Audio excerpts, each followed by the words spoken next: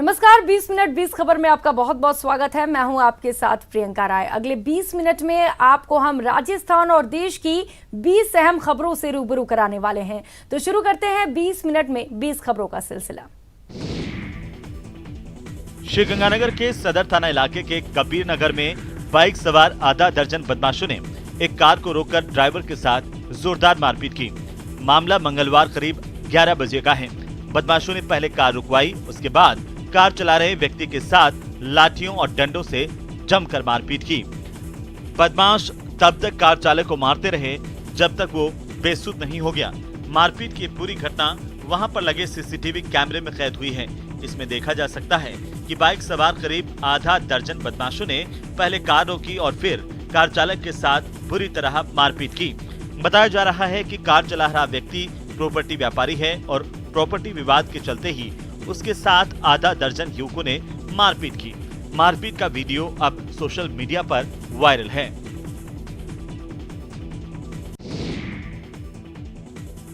गुत्थम गुत्था छात्र एक दूसरे पर घूंस से बरसाते, डस्टबिन चलाते, लाठियां मारते। तस्वीरें किसी हार्ड हिटिंग फिल्म या वेब सीरीज की शूटिंग की लग सकती हैं, लेकिन ऐसा नहीं है। वीडियो राजधानी जयपुर के कॉलेज का है। राजस्थान कॉलेज में दो छात्र गुट आपस में भिड़ गए।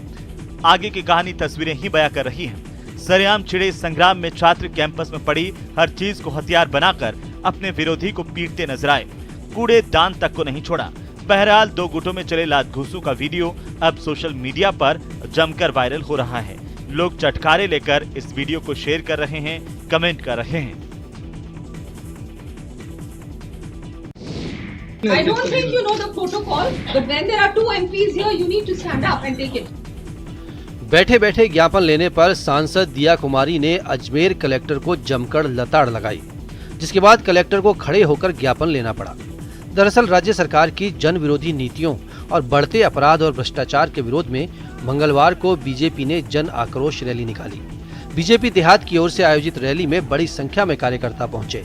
कलेक्ट्रेट के सामने 2 घंटे प्रदर्शन करने के बाद जब राज्यपाल के नाम ज्ञापन देने कलेक्टर के चैम्बर में सांसद दिया कुमारी और सांसद भागीरथ चौधरी के साथ संगठन के पदाधिकारी पहुंचे तो कलेक्टर के 15 मिनट से देरी पर आने पर नाराजगी जताई। खैर 15 मिनट बाद जब कलेक्टर अंशदीप पहुंचे तो बैठे बैठे ज्ञापन लेने पर सांसद दिया कुमारी ने सख्त नाराजगी जाहिर की और कलेक्टर को अंग्रेजी भाषा में लताड़ भी लगाई, जिसके बाद कलेक्टर को ज्ञापन लेने के लिए खड़ा होना पड़ा। उनका व्यवहार बहुत ही गलत व्यवहार था और हम लोगों को कम से कम 15 मिनट वहाँ इंतजार करना पड़ा। उसके बाद हम लोगों ने इतनी बार इनके अधिकारियों को कहा कि अंदर जाके मैसेज दीजिए कि हम ज्ञापन देने आए हैं, जनता की समस्या को लेके आए हैं, हमारे पर्सनल काम के लिए नहीं आए। लेकिन वो फिर भी बहुत मुश्किल से आए। उसके बाद जब हम लोग खड़े होकर उनको ज्ञापन दे रहे थे, वो अपनी सीट से उठे भी नहीं। जरा सोचिए, जब अस्पताल में मरीजों की भीड़ बढ़ती जा रही हो तभी अगर स्वास्थ्य कर्मी काम बंद कर दें तो क्या होगा, सोचकर परेशान हो गए ना। मंगलवार को उदयपुर संभाग के सबसे बड़े महाराणा भूपाल चिकित्सालय में यही हुआ। उस समय व्यवस्थाएं चरमरा गईं जब अचानक कर्मचारियों ने हड़ताल शुरू कर दी। हालांकि ये मामला कुछ ही देर चला।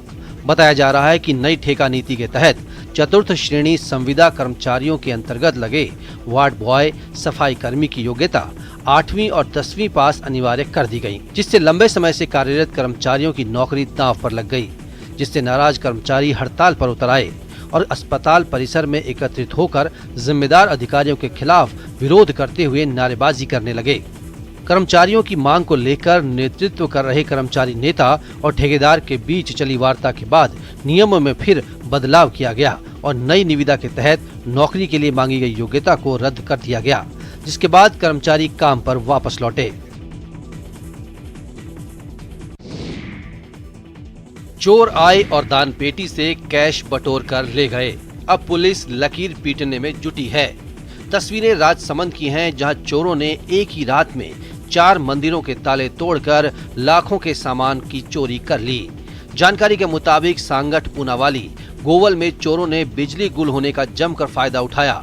चोरों ने सांगठ खुर्द में 4 भुजा मंदिर से श्री कृष्ण भगवान की पीतल की आधा किलो की मूर्ति चोरी कर डाली। इसके बाद इसी गांव में भैरूजी मंदिर से चांदी के 4 छत्र और 3 मुकुट चुरा लिए। चोरों ने यहां दान पेटी तोड़ने की भी कोशिश की।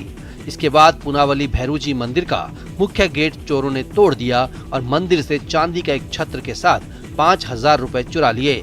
इसके बाद गोवल में गोवलिया माताजी मंदिर पर बदमाशों ने सेवा सामग्री और 3,000 रुपए नकद चुरा लिए।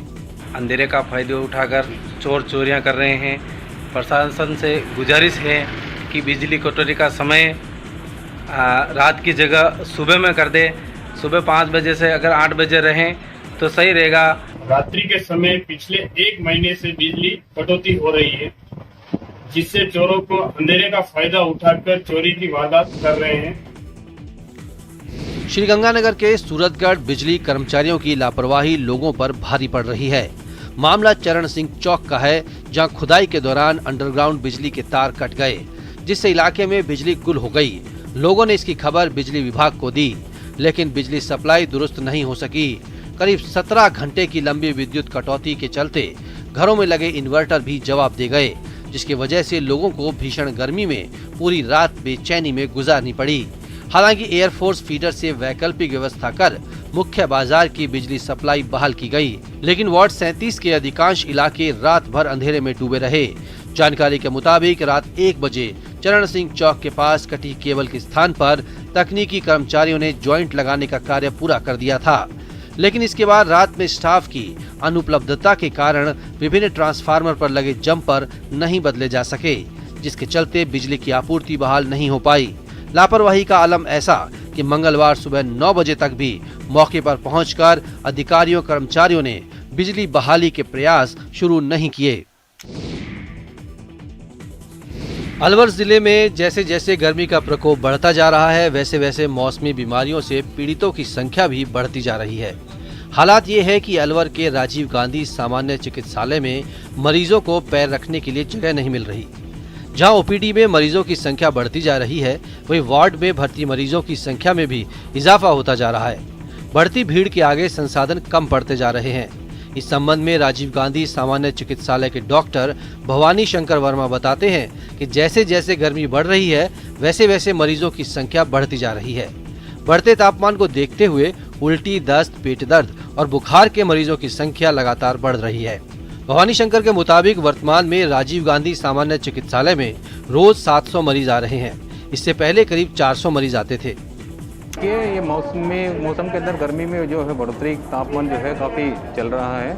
47-48 डिग्री सेंटीग्रेड, ये 45 से 48 डिग्री तक चल रहा है। उसकी वजह से जो गर्मी की वजह से जो मरीज आ रहे हैं, उनके अंदर जो है उल्टी, दस्त और फीवर, पेट दर्द, बुखार, इनके मरीजों की जो है संख्या जो है काफ़ी बढ़ोतरी हुई है।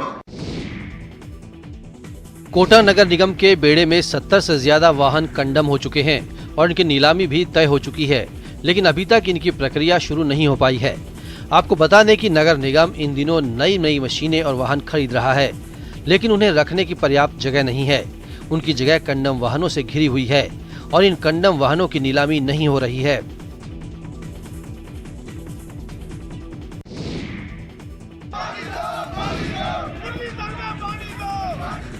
रेगिस्तान में पानी की किल्लत को लेकर लोगों का विरोध प्रदर्शन रुकने का नाम नहीं ले रहा।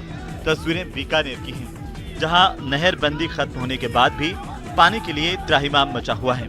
शहर के कई इलाकों में पानी की मांग को लेकर प्रदर्शन किए जा रहे हैं। मंगलवार को मुरलीधर व्यास कॉलोनी में पानी की मांग को लेकर क्षेत्र के लोगों ने मुख्य सड़क पर टायर जलाकर जाम लगा दिया और पंप हाउस का घेराव किया। गुस्साए मोहल्ले वासियों ने पानी देने की मांग को लेकर नारेबाजी करते हुए जलदाय विभाग के अधिकारियों को मौके पर बुलाने की मांग की। प्रदर्शन की सूचना पर जलदाय विभाग के अधीक्षण अभियंता बलवीर सिंह, सीओ सिटी दीपचंद मौके पर पहुंचे और लोगों से समझाइश की। अधिकारियों ने जल्द ही पूरा पानी देने का आश्वासन देकर मामला शांत करवाया। सभी अधिकारी, एसडीएम साहब भी यहाँ पर हैं, सीओ सिटी भी यहाँ पर हैं, बलवीर जी जो एससी हैं वो भी यहाँ पर हैं। सब सुन रहे हैं, समस्या को नजदीक से बारीकी से समझा जा रहा है और जनता के हित में निर्णय किया जा रहा है। सरकार चाहे किसी की भी हो, मैं इस बात के पक्ष में हूँ कि सरकारें बनती है जनता के लिए। हम जनता के साथ हैं, जनता के सुख दुख में हम खड़े रहेंगे। रात के 8 बज गए, शटर भी गिर गया, लेकिन शराब की बिक्री जारी है। गौर से देखिए, मेडिकल स्टोर के पास जो शराब की दुकान है उसकी दीवार से सटी थड़ी पर से लोग शराब की बोतलें खरीद रहे हैं। इस वक्त हम सामने मौजूद हैं कोर्ट गेट थाने के, जहां आप देख सकते हैं पुलिस स्टेशन कोर्ट गेट, उसके पास में दवाइयों की यानी मेडिकल स्टोर हैं और साथ में ही दुकान है अंग्रेजी व देशी शराब की। और इसी शराब का शटर डाउन है, लेकिन इस शराब के शटर के डाउन होने के पास में जो थड़ी हैं उसके पास में नीचे के चैनल गेट्स हैं। चैनल गेट में छेद किया हुआ है जहां से आपको शराब रात के 12 बजे तक भी अवेलेबल रहेगी, यानी कि आपको मिल पाएगी। शटर में हॉल है और उसी हॉल से पैसे अंदर जाते हैं और बोतलें बाहर निकल आती हैं। थाने से महज 5 कदम की दूरी पर यह खेल चल रहा है और ना तो इस बारे में पुलिस वालों को कुछ खबर है और ना आबकारी विभाग को। जब बात होती है तो विभाग भी कार्रवाई करता है और पुलिस भी कार्रवाई करती है। हम निरंतर गश्त करते रहते हैं।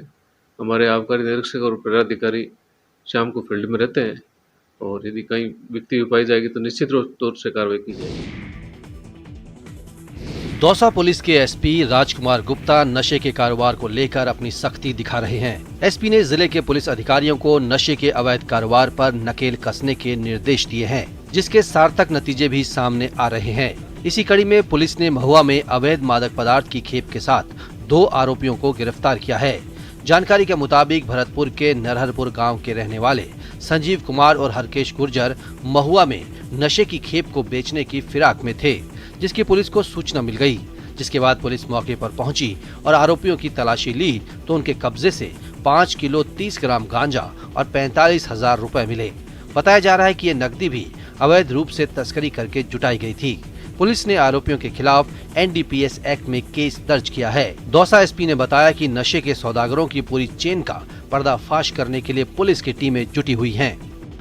2 आरोपियों संजीव कुमार गुजर और हरकेश गुजर, जो नरहरपुरा थाना भुसावर के रहने वाले हैं, को गिरफ्तार कर उनके कब्जे से अवैध मादक पदार्थ गांजा 5 किलो 30 ग्राम 45,000 रुपये व एक तस्करी में प्रयुक्त मोटरसाइकिल हीरो स्प्लेंडर प्लस को जब्त किया गया है। बूंदी जिले को राजस्थान के धान का कटोरा भी कहा जाता है। प्रदेश में सबसे ज्यादा धान बूंदी में होता है। हर वर्ष हिंदुस्तान के हर कोने में बूंदी के चावल का दबदबा रहता है। इन दिनों बूंदी के किसान धान की रोपाई करने में जुटे हैं। धान की पौध पूरी तरह से तैयार हो गई है। किसानों को बस मानसून का इंतजार है। जिले के किसान खरीफ की फसल की बुआई के लिए अपने खेतों की हकाई जुटाई कर धान की पौध तैयार करने में जुट गए हैं। जिले में इस बार 2,55,000 हेक्टेयर भूमि पर बुआई का लक्ष्य रखा गया है। हमारा लगभग हमने 2,55,000 हेक्टेयर का प्रस्तावित किया है और उसकी तैयारी चल रही है, जिसमें मेजर हमारा धान का लगभग 55,000 हेक्टेयर एरिया प्रस्तावित है। धान की पौध तैयार कर रहे हैं और 10-12 दिन बाद 10 दिन बाद इसको चालू करेंगे धान लगाना। और इस बार मानसून से बता रहे हैं भाई जल्दी आ रहा है, आ रहा है। इस बार थोड़ा सा शोरा हो रहा महंगा चल रहा है। सुबह शाम नित कीजिए जमकर प्राणायाम, मिल जाएंगे आपको जीवन के आयाम। जितना ज्यादा हो सके करें अनुलोम विलोम, हो जाएंगे रोग सब निश्चय एक दिन होम। तस्वीरें राजधानी जयपुर की हैं। मंगलवार से ESI मॉडल हॉस्पिटल में योग शिविर के साथ योग पखवाड़े की शुरुआत हो गई है। इस शिविर में चिकित्सा अधीक्षक डॉक्टर अलकापाल, उपाधीक्षक डॉक्टर RP मीणा सहित सैकड़ों की संख्या में डॉक्टर्स और स्टाफ ने भाग लिया। राष्ट्रीय स्तर पर आयोजित इस पखवाड़े में केंद्रीय श्रम एवं रोजगार, पर्यावरण, वन और जलवायु परिवर्तन मंत्री भूपेंद्र यादव ने वर्चुअल माध्यम से सभी को संबोधित करते हुए योग के महत्व पर प्रकाश डाला। खास बात यह है कि शिविर का लाइव डेमोन्स्ट्रेशन भी किया गया। गौरतलब है कि ESI हॉस्पिटल में लंबे समय से मरीजों और उनके परिजनों को योगा विशेषज्ञ की ओर से OPD इंडोर में योगाभ्यास कराया जाता है। जैसे कि हमें सबको पता है 21 जून में अंतर्राष्ट्रीय योग दिवस मनाया जाता है। उस उपलक्ष्य में ESIC ने योग पखवाड़ा की शुरुआत की। आज माननीय श्रम मंत्री भूपेंद्र यादव जी ने लाइव डेमोन्स्ट्रेशन करके, योगा का लाइव डेमोन्स्ट्रेशन करके उसकी शुरुआत की है। इस पखवाड़े के दौरान हमारे अन्य कार्यक्रम भी होंगे। इस बार का थीम है योगा फॉर वर्कर्स, इसलिए हमारे योग ट्रेनर जाएंगे डिफरेंट इंडस्ट्रीज एंड फैक्ट्रीज में, वहाँ पे वर्कर्स को योगा की ट्रेनिंग दिलाएंगे। हाथियों को पानी और गन्ने से बेहद लगाव होता है। इसके अलावा अगर कहीं कीचड़ दिख जाए तो हाथी उसमें भी जमकर मस्ती करते हैं। तस्वीरें ओडिशा के मयूरभंज की हैं। यहाँ हाथियों का झुंड एक अलग ही मूड में नजर आता है। यहाँ हाथियों का गुस्सा नहीं बल्कि मस्ती का नजारा देखा जा सकता है। ये भी देखा जा सकता है कि हाथियों का एक झुंड किसी जंगल में है, तभी वो घूमते हुए कीचड़ भरे एक तालाब में पहुंच जाता है। फिर क्या था, कीचड़ को देखकर हाथियों को मस्ती करने का मन करने लगा और झुंड के सभी हाथी कीचड़ में लौटने लगे। इस दौरान हाथियों ने किसी बच्चे की तरह अपने दोस्तों के साथ धक्का मुक्की भी की। आपने अक्सर बच्चों को ऐसे करते हुए देखा होगा। वीडियो में देखा जा सकता है कि झुंड में कई बच्चे भी शामिल हैं और वो भी बड़े हाथियों से कम नहीं पड़ रहे। हाथी कीचड़ में जमकर मस्ती कर रहे हैं। इस दौरान वो कभी अपनी सूंड से तो कभी अपने पैरों से कीचड़ को उछालते हैं और एक दूसरे पर कीचड़ फेंकते हैं। इसके साथ ही वो कीचड़ में बैठकर लौटने भी लगते हैं। इस वीडियो में कई हाथियों को अपने साथी हाथी को अपने पेट से धक्का देते हुए भी देखा जा सकता है। लपलपाती लपटों पर काबू पाने में जुटे फायर फाइटर्स की ये तस्वीरें झुंझुनू से आई हैं। दरअसल चिड़ावा में रिको एरिया में सोमवार देर रात एक हैंडीक्राफ्ट फैक्ट्री में भीषण आग लग गई। देखते ही देखते आग ने विकराल रूप धारण कर लिया। आग की लपटें देखकर आसपास के लोगों ने चिड़ावा नगर पालिका और पुलिस प्रशासन को इसकी सूचना दी। सूचना के बाद चिड़ावा एसडीएम संदीप चौधरी और बस स्टैंड चौकी प्रभारी बलबीर चावला मौके पर पहुंचे। चिड़ावा नगर पालिका की दमकल खराब होने के कारण पिलानी और सूरजगढ़ नगर पालिका की दमकल को इसकी सूचना दी गई। सूचना के बाद पिलानी और सूरजगढ़ नगर पालिका की 2 दमकल की गाड़ियां मौके पर पहुंची और करीब घंटे भर की कड़ी मशक्कत के बाद आग पर काबू पाया। आग से हैंडीक्राफ्ट फैक्ट्री में लाखों रुपए का सामान जलकर राख हो गया। आग लगने के कारणों का अभी पता नहीं चल पाया है।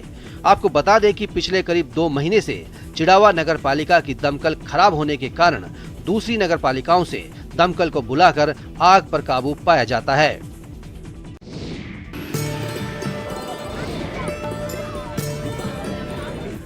नैनीताल समेत सभी पर्यटक स्टेशन पर ऐसी ही भीड़ उमड़ रही है।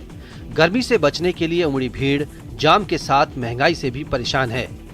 नैनीताल में खाने के दाम पर भुट्टा मिल रहा है तो चाय पानी से लेकर होटल रेस्टोरेंट सब महंगा होने से पर्यटक परेशान हैं।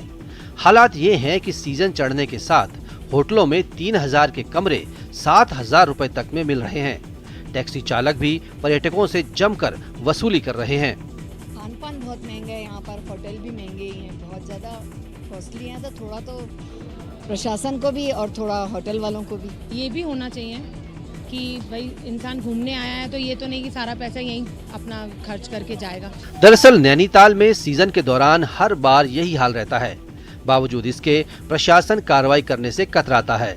पर्यटक सीजन की बैठक के दौरान के दावे हवा हवाई हो रहे हैं तो होटल रेस्टोरेंट समेत टैक्सी वालों में मची लूट की जानकारी भी प्रशासन के पास नहीं है। हालांकि प्रशासन सवाल उठाए जाने के बाद कार्रवाई करने की बात जरूर कर रहा है। ठीक है, इसका मैं निरीक्षण करूंगा और जहां पे भी ओवर रेटिंग अगर हो रही है तो उस पे प्रॉपर नियमानुसार चालानी कार्रवाई की। उत्तराखंड के अल्मोड़ा में स्थित मल्ला और रानी मल्ला महल की भूमिका 450 साल बाद बदली नजर आएगी। 15वीं शताब्दी में राजा रुद्रचंद ने मल्ला और रानी महल का निर्माण करवाया था। 1770 में गोरखाओं ने आक्रमण कर महल पर कब्जा कर सत्ता चलाई। 1815 में अंग्रेजों ने मल्ला महल में अपनी कमिश्नरी बनाई। आजादी के बाद महल में कलेक्ट्रेट चलने लगा। अब सभी कार्यालयों को नए कलेक्ट्रेट में शिफ्ट करके महल को म्यूजियम के रूप में विकसित किया जा रहा है। फेज 1 के रूप में यूटीडीपी के माध्यम से चल रहा है। उसमें अभी तक कार्य काफ़ी धीमी प्रगति पर था क्योंकि हमारा कलेक्ट्रेट वहीं संचालित होता था। वर्तमान में कलेक्ट्रेट और अन्य सभी सरकारी कार्यालयों की शिफ्टिंग कर दी गई है। अब मल्ला महल के फेज 1 के कार्य को गति प्रदान की जा रही है। मल्ला और रानी महल को पर्यटकों के लिए विकसित किया जा रहा है जिससे पर्यटकों को इतिहास की जानकारी मिल सकेगी। पर्यटकों के बढ़ने के साथ स्थानीय लोगों को रोजगार भी मिलेगा। आज की जो स्थिति है इसको संरक्षित करके इसका इतने जो शासकों का जो इतिहास को संजो के छोटी छोटी चीज़ों को संजो के यहाँ इसको रखा जाए ताकि आने वाले समय में अल्मोड़े के इतिहास को, अल्मोड़े की महत्ता को समझा जा सके। कभी चंद राजाओं के गौरवशाली इतिहास तो कभी गोरखाओं की लूटपाट और कभी अंग्रेजों की गुलामी का गवाह रहा मल्ला महल अब म्यूजियम बनेगा, जिसमें जनपद के आंदोलनकारियों के इतिहास के साथ ही आर्ट गैलरी भी तैयार होगी। चार धाम यात्रा में अव्यवस्थाओं के चलते रोजाना यात्रियों के साथ धोखाधड़ी के मामले सामने आ रहे हैं। ऋषिकेश हरिद्वार में बैठे हुए एजेंट दूसरे राज्यों से चार धाम यात्रा पर आने वाले यात्रियों से कभी ज्यादा पैसा वसूल रहे हैं तो कभी अपनी मनमानी कर रहे हैं, जिससे यात्री परेशान है। यात्रा टर्मिनल पर पहुंचने पर पता चलता है कि बस का रजिस्ट्रेशन ही नहीं है और एजेंट बस की तलाश कर रहे हैं, जबकि सारी फॉर्मेलिटी यात्री पूरी कर रहे हैं। बसें तो अभी तो बहुत प्रॉब्लम चल रहा है, हमारी बस का पासिंग भी अभी हुआ नहीं है, तो अभी हम लोग वेट ही कर रहे हैं। इस स्टेशन पे खड़े हम लोग और बहुत ही रस है, मतलब पब्लिक का ज़्यादा ही भीड़ भाड़ है। हम लोग गुजरात से आए। उन्होंने जब बस दिखाया था फोटो में तो बस दूसरा था, यहाँ आए तो बस दूसरा है और उनका रजिस्ट्रेशन ही नहीं है कोई यहाँ। नहीं, बस का रजिस्ट्रेशन नहीं है। अच्छा, बस का रजिस्ट्रेशन? हाँ, हमारा तो सबका हो गया है। तो अभी क्या आश्वासन दे रहे हैं आपको? बस वो होगा करके 2 घंटे से बैठ रहे हैं। उत्तरकाशी जिला मुख्यालय से 13 किलोमीटर दूर वरुणावत पर्वत पर बसे संग्राली गांव में कंडार देवता की डोली 12 साल बाद पैदल गंगोत्री धाम के लिए रवाना हुई है। गंगा दशहरा के पावन पर्व पर देवता की डोली गंगोत्री धाम पहुंचेगी। आपको बता दें कि कंडार देवता का प्राचीन मंदिर आस्था का केंद्र होने के साथ साथ एक न्यायालय भी है। इस न्यायालय में फैसले कंडार देवता की डोली सुनाती है। कंडार देवता मंदिर के परिसर में ग्रामीण अपनी समस्याओं को लेकर आते हैं, जहां श्रद्धालु डोली को कंधे पर रखकर कंडार देवता का स्मरण करते हैं। इस दौरान डोली डोलने लगती है, जो ग्रामीणों की समस्याओं का समाधान करती है। कम से कम 15 सालों के बाद जो है आज हमारे जो है कंडार देवता गंगोत्री यात्रा के लिए जा रहे हैं। एक सप्ताह की इस पद यात्रा में बाड़ाहाट क्षेत्र के कई गाँवों के ग्रामीण शामिल होंगे। और इस बार सौभाग्य की बात यह है कि भगवान कंडार देवता को जो जन्म उत्सव मनाया जाएगा वो मां गंगा की सन्मुख गंगोत्री धाम में इस बार जो है दिव्य और भव्य रूप से मनाया जाएगा। कई पड़ाव को पार करते हुए ये यात्रा गंगोत्री धाम पहुंचेगी। इस दौरान ग्रामीण भी बड़ी संख्या में गंगोत्री धाम पहुंचेंगे और देवता का आशीर्वाद लेंगे। कंडार देवता की पदयात्रा 12 जून को फिर से संग्राली गांव वापस लौटने पर संपन्न होगी। आपदा में अवसर इसे ही कहते हैं। तस्वीरें उस झुंझुनों की हैं, जहां गिरते जल स्तर से किसान चिंतित हैं। पानी की कमी के कारण लगातार जमीन बंजर हो रही है। इस समय किसानों के लिए खेती एक चुनौती भरा काम है, जिसे झुंझुनों के जमील पठान ने सहर्ष स्वीकार किया। सेना से रिटायर्ड जमील पठान ने परंपरागत खेती से अलग नवाचार और कम पानी वाली खेती अपनाकर लाखों का मुनाफा कमाना शुरू कर दिया है। सेना से रिटायर होने के बाद 2015 में उन्होंने सबसे पहले अपने 60 बीघा खेत में परंपरागत खेती की, लेकिन फसलें नहीं हो पाई। इसके बाद उन्होंने जोश और जज्बे के साथ अपने खेत को बाग में बदल दिया। इन्होंने करीब 8000 किन्नू, मौसमी और नींबू के पौधे लगाए, जो अब हर साल लाखों की इनकम दे रहे हैं। जमील पठान ने बताया कि पिछले साल ही उन्होंने बागवानी से करीब 15 लाख रुपए का मुनाफा कमाया था। ज्यों-ज्यों उनके बाग के पेड़ बड़े होंगे, ये मुनाफा भी बढ़ता जाएगा। पठान के बाग में फिलहाल 500 से ज्यादा प्रकार के पौधे लगे हुए हैं। अपने झुंझुनू जिले में कम पानी है और कम पानी की वजह से यहाँ पर लोग बाग जो और खेती कर रहे हैं तो उसमें कोई इतना खास मतलब इतना कोई ज़्यादा फायदा नहीं है। और मैंने फिर ये बागवानी अपनाई फिर और ड्रिप लगवाई। ड्रिप से एक तो पानी की बचत है, दूसरा अपने पेड़ हैं, ये पेड़ आज अपने बाग में 15,000 पेड़ हैं।